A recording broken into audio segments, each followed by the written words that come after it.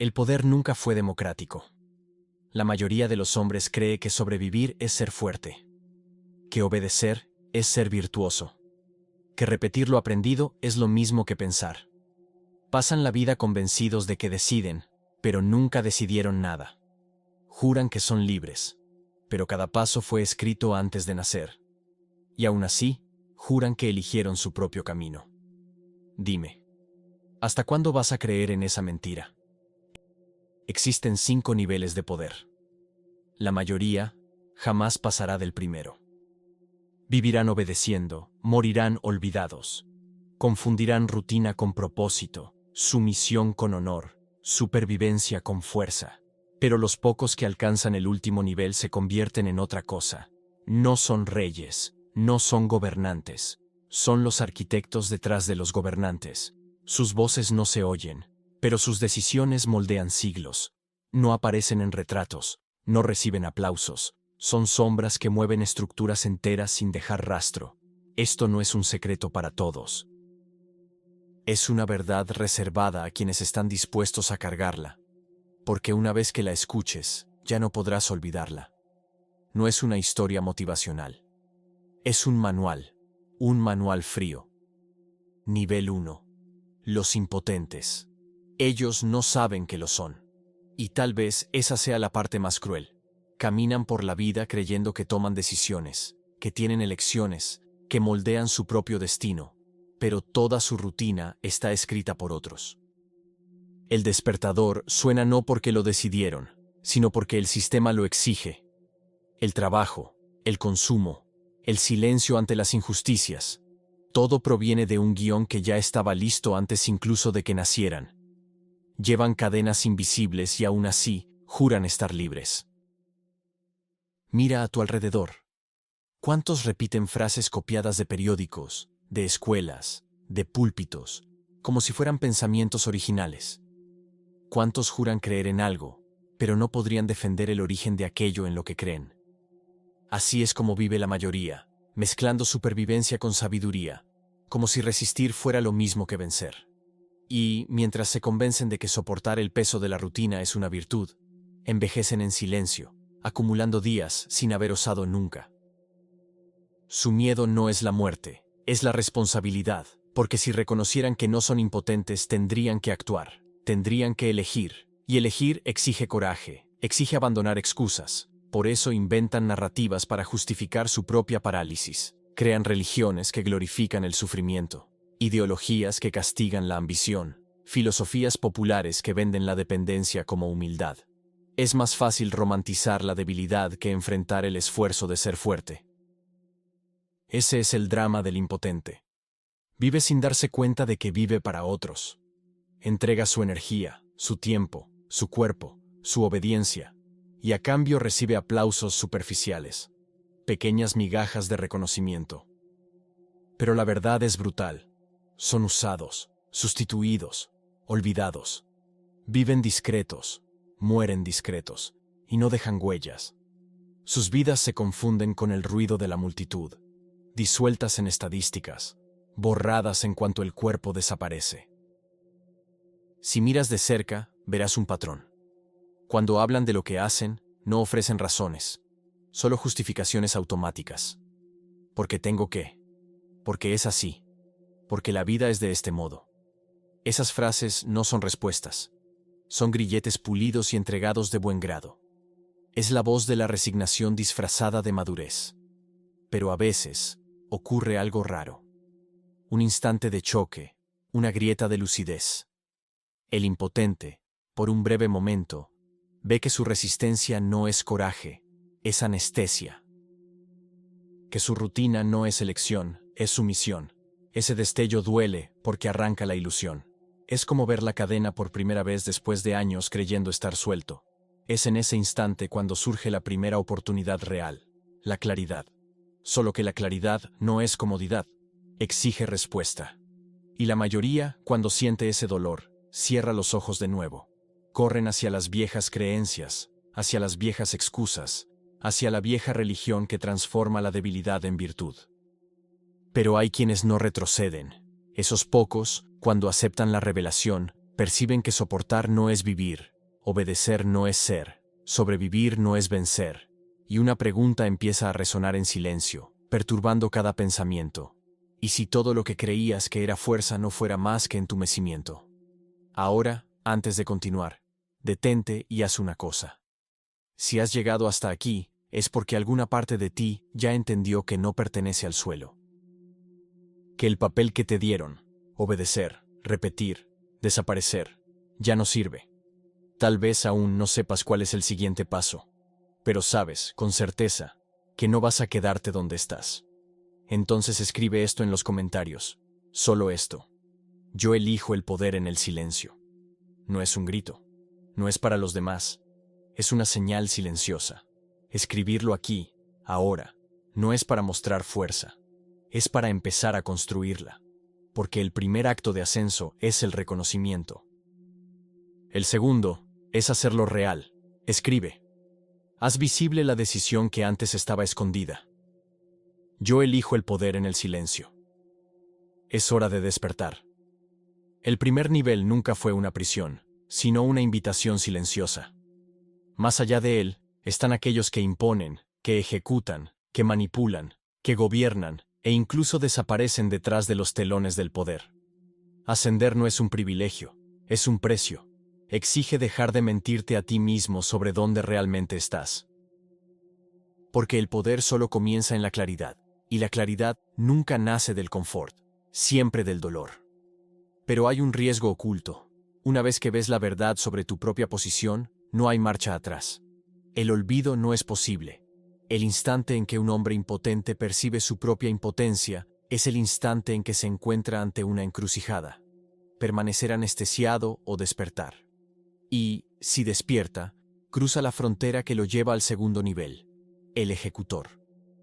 El hombre que despierta de la anestesia descubre que la vida no tiene que ser solo resistencia muda. Percibe que existe fuerza, la capacidad de imponer, de ordenar, de ocupar un espacio donde su voz tiene peso. Es en ese momento que muchos se convierten en soldados, oficiales, gestores, jefes de familia que creen gobernar su propio territorio. Sienten el sabor inicial del poder y confunden ese sabor con conquista. El ejecutor cree que finalmente se liberó de la impotencia. Viste uniformes, ostenta credenciales, porta títulos. Su valor parece visible, medido por el respeto que impone, por el miedo que despierta, por el orden que logra mantener. Siente orgullo cuando otros lo siguen, cuando su autoridad es reconocida. Pero la verdad oculta es amarga. Su poder es prestado. Domina, pero no decide. Da órdenes, pero siempre a partir de un guión escrito por manos que permanecen por encima de él. Es aquí donde la ilusión se consolida. El ejecutor cree estar en control, pero el control que posee tiene dueño. Las medallas que lleva son collares disfrazados. Las condecoraciones son solo símbolos de lealtad al sistema que lo creó. Grita comandos, pero la voz que sale de su boca no es suya. Es el eco de las instituciones que lo moldearon. Por eso, por más fuerte que parezca, sigue siendo reemplazable. Si cae, otro ocupa su lugar sin que nada cambie. La tragedia de este nivel es doble. Por fuera, respeto. Por dentro, vacío. El ejecutor es la muralla que protege el castillo de otro hombre. Cumple órdenes que no escribió, vigila puertas que no construyó, sostiene estructuras que jamás le pertenecerán. Y, cuando finalmente percibe que su papel es el de un peón engrandecido, el silencio entre cada orden se vuelve insoportable. La disciplina que antes le daba sentido ahora suena como prisión. Algunos sofocan esa incomodidad. Prefieren seguir creyendo en la estabilidad que el sistema ofrece.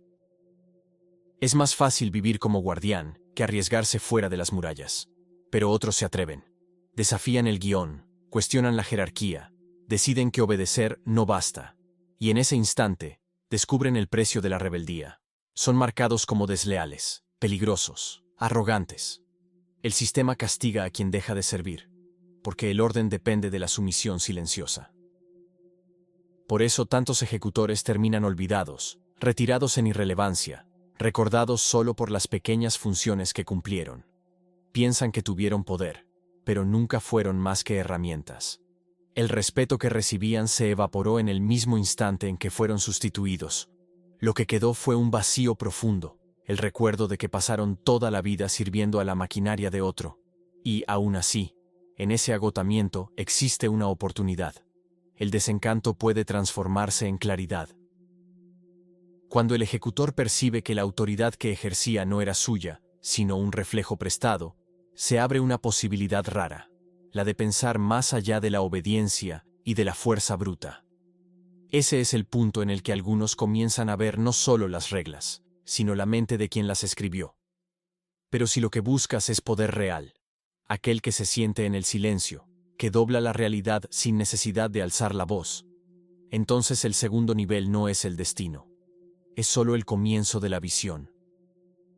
Es aquí donde aprendes a ver la estructura, a notar los hilos, a percibir a los hombres que nunca aparecen, pero cuyas huellas están en todo.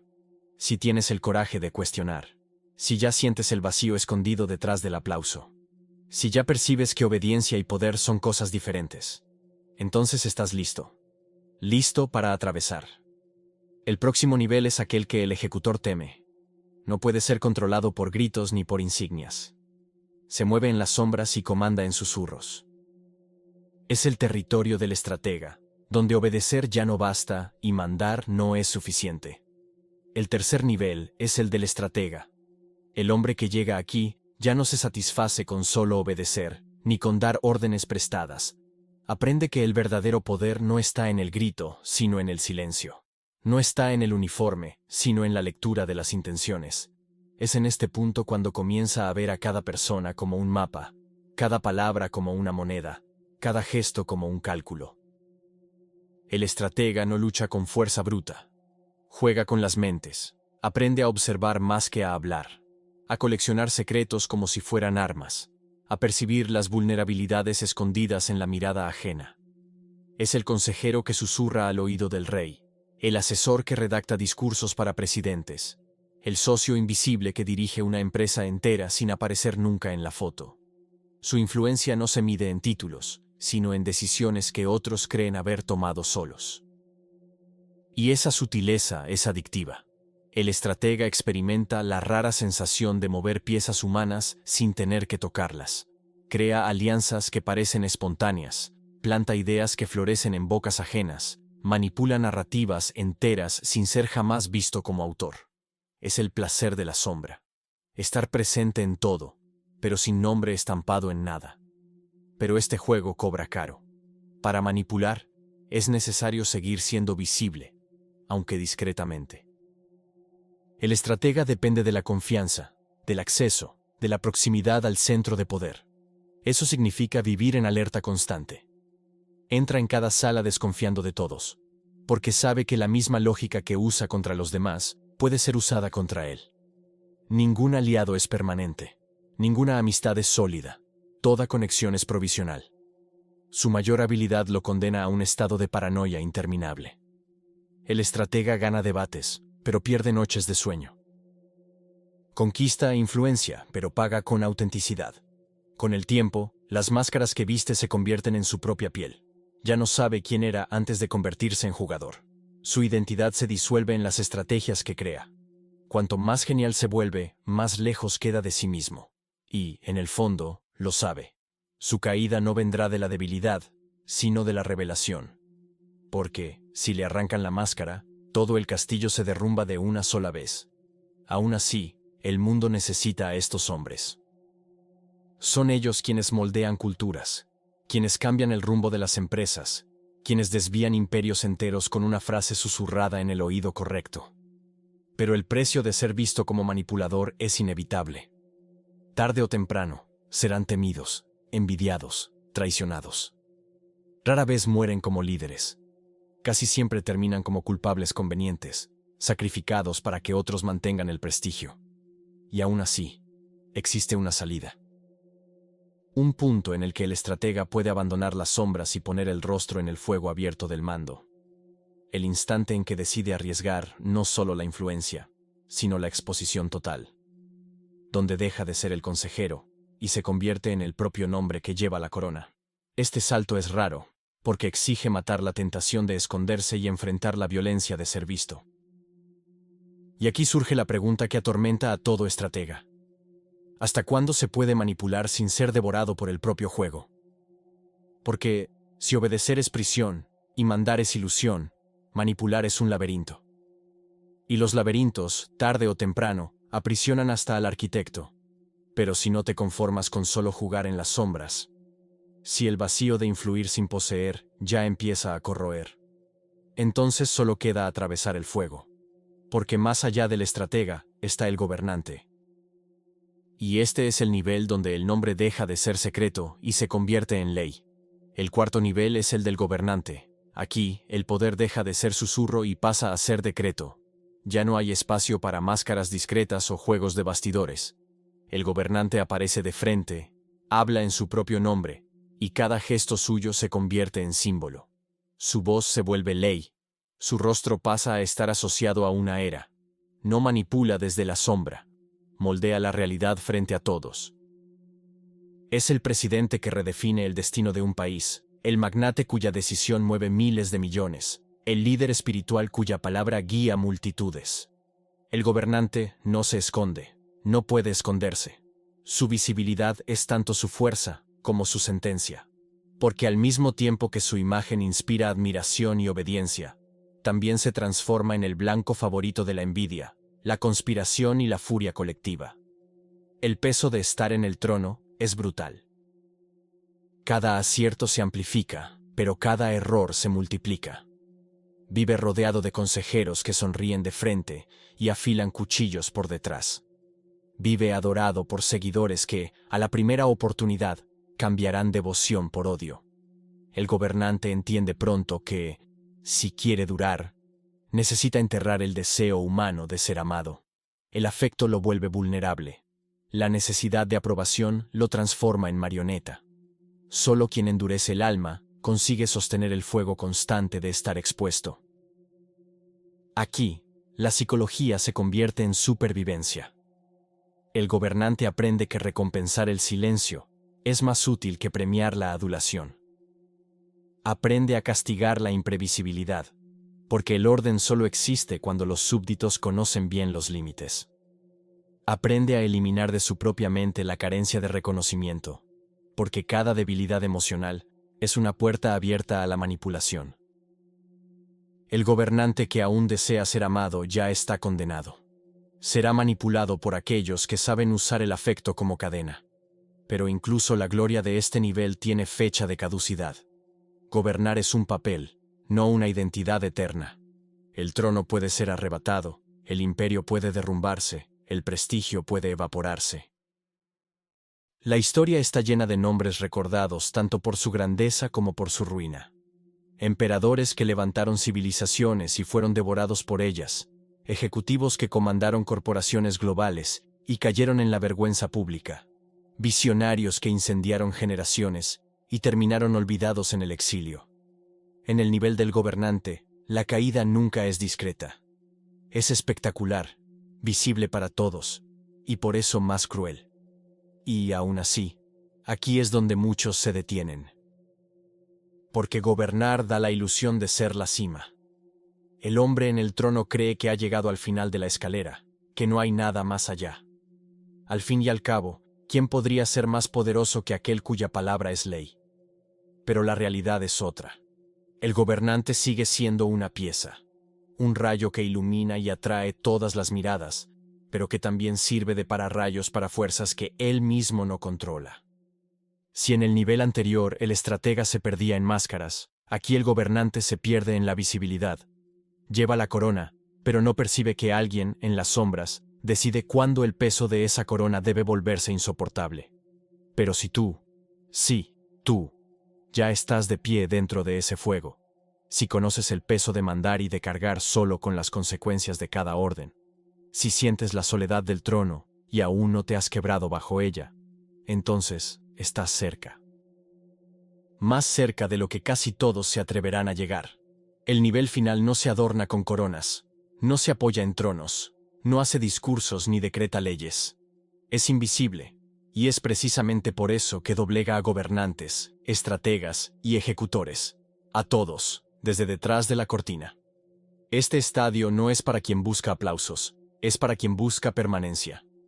El hombre más poderoso de la sala nunca está en la sala. No necesita alzar la voz, pero los hombres matan en su nombre. No aparece en retratos, pero regímenes enteros se inclinan a su favor. Este es el quinto nivel. El maestro de las marionetas. No es el rey. Es la razón por la cual existen los reyes. Su poder no se ve, solo se siente. El quinto nivel es el más frío de todos. Aquí, el poder ya no necesita coronas, uniformes ni discursos. El maestro de las marionetas no gobierna por la visibilidad, sino por la ausencia de ella. No se sienta en sillas doradas, no necesita que su nombre sea recordado, no busca aplausos ni estatuas. Su fuerza es otra, la de crear sistemas que sobrevivan a él, la de manipular realidades enteras sin dejar jamás huellas. Mientras el gobernante se desgasta bajo los reflectores, el maestro de las marionetas se mueve en las sombras, decide qué guerras se librarán, qué crisis económicas abrirán espacio para nuevos órdenes, qué líderes ascenderán y cuáles caerán en desgracia. Financia a los dos bandos de un mismo conflicto. Manipula monedas invisibles en cuentas offshore. Construye instituciones que parecen neutrales pero obedecen a su diseño. Su poder no es solo silencioso, es invisible. Su genialidad está en la desaparición. No aparece en fotos oficiales, no es recordado en eslóganes, no está en los libros escolares. Aún así, sus huellas están en todas partes. En las leyes aprobadas sin resistencia, en las ideas que se propagaron como si fueran espontáneas, en los líderes que se creen independientes mientras siguen líneas ya trazadas. El maestro no necesita estar en la sala porque la sala ya fue diseñada para obedecerle. Para llegar aquí es necesario atravesar una muerte simbólica. El ego no sobrevive en este nivel. El hombre que busca reconocimiento jamás alcanzará esta posición, porque la necesidad de ser visto es una debilidad explotable. El maestro de las marionetas aprende a abandonar su propio nombre, a disolver el orgullo, a olvidar incluso la vanidad de ser recordado. No pertenece a nadie, no es leal a causas fijas, no se ata a ideologías. Se adapta como el agua, cambia de forma según el recipiente, pero nunca pierde la esencia. Y es precisamente esa ausencia de identidad pública lo que garantiza su permanencia. No hay forma de derribar lo que no puede ser nombrado. No hay forma de exiliar a quien ya vive en el anonimato. El maestro de las marionetas es intocable porque no hay nada que atacar, ninguna estatua que derribar, ninguna corona que arrancar, ningún palacio que invadir. Opera a través de otros, y cuando un peón cae, otro ya está listo para ocupar su lugar. Pero se engaña quien piensa que este nivel es un paraíso de libertad. La soledad aquí es total. El maestro no confía en nadie, porque sabe lo que hacen los hombres cuando creen tener poder. No puede apegarse a alianzas, porque toda alianza es temporal. Vive en un estado de desapego radical, sin orgullo, sin patria, sin lealtad a nada más que al propio juego. El precio de la invisibilidad es el aislamiento. Aún así, es ese aislamiento lo que lo vuelve eterno. Los gobernantes son recordados por sus imperios o tragedias. Los estrategas son recordados por sus manipulaciones. Los ejecutores, por sus órdenes. Los impotentes, por nada. Pero el maestro de las marionetas es recordado solo por el sistema que deja atrás. Su obra no tiene firma, pero moldea el mundo durante décadas, a veces siglos. El gobernante es visto como el ápice, pero quien realmente mueve las piezas está siempre detrás de la cortina. Aquel que desaparece conquista la única forma de poder que no se corroe con el tiempo, el poder que no necesita ser reconocido. Y aquí es donde termina la escalera, pero no en gloria. Termina en silencio. El silencio de quien controla todo, pero no posee nada. El silencio de quien eligió ser olvidado para que su influencia nunca pudiera ser borrada. Y ahora la pregunta ya no puede ser evitada, sabiendo que la mayoría nunca sube siquiera el primer peldaño. ¿Hasta dónde estás dispuesto a llegar? La escalera fue revelada. Cada nivel expuesto, cada costo puesto a la luz. Aquí no hay confort, solo elecciones. Y la pregunta, ahora, ya no puede ser ignorada. ¿En qué peldaño estás? Quizá aún vivas como impotente, convencido de que sobrevivir es lo mismo que vencer. Quizás seas un ejecutor, orgulloso de tus pequeñas órdenes, pero atado a una correa invisible. Quizá ya te hayas convertido en estratega, refinando manipulaciones, acumulando victorias, pero sintiendo el vacío de ser esclavo de tu propio juego. O, quién sabe, quizá ya lleves la corona del gobernante, experimentando la gloria pública, y al mismo tiempo, la soledad de ser un blanco constante. Pocos, poquísimos, se disuelven en la última etapa, abandonando identidad, ego, y hasta su propio nombre para mover el tablero en silencio. Cada posición tiene su peso. Cada peldaño tiene su precio. Pero solo existe una constante. Permanecer inmóvil es la mayor derrota de todas. Porque la vida no espera. El juego ya está ocurriendo, lo aceptes o no. La diferencia es si serás solo otra pieza reemplazable o si te atreverás a aprender a mover el tablero. Y no te equivoques, el poder no es sobrevivencia, no es aplauso, no es reconocimiento. Sobrevivir es lo mínimo, los aplausos se evaporan. El reconocimiento es arena movediza, lo que permanece es la claridad, la disciplina de ver lo que otros se niegan a ver y la frialdad de actuar cuando otros dudan. A partir de aquí, ya no existe manual. Solo la decisión que cada uno debe tomar en silencio. Y es en ese silencio donde se separa a quien despierta de quien vuelve a dormir. El despertar no trae garantías, no trae aplausos, solo trae responsabilidad, el peso de mirar hacia adentro y admitir, no soy quien pensé que era. Estoy más abajo de lo que imaginé, pero puedo subir. Y es ese reconocimiento el que se transforma en divisor, porque la claridad es dolorosa, pero también es el primer acto de poder real. Una vez que ves, ya no puedes fingir que no viste. Ya no puedes volver a la anestesia sin sentir el sabor amargo de la mentira. Ahora la invitación está frente a ti. No para soñar, no para ilusionarte, sino para elegir. Escribe.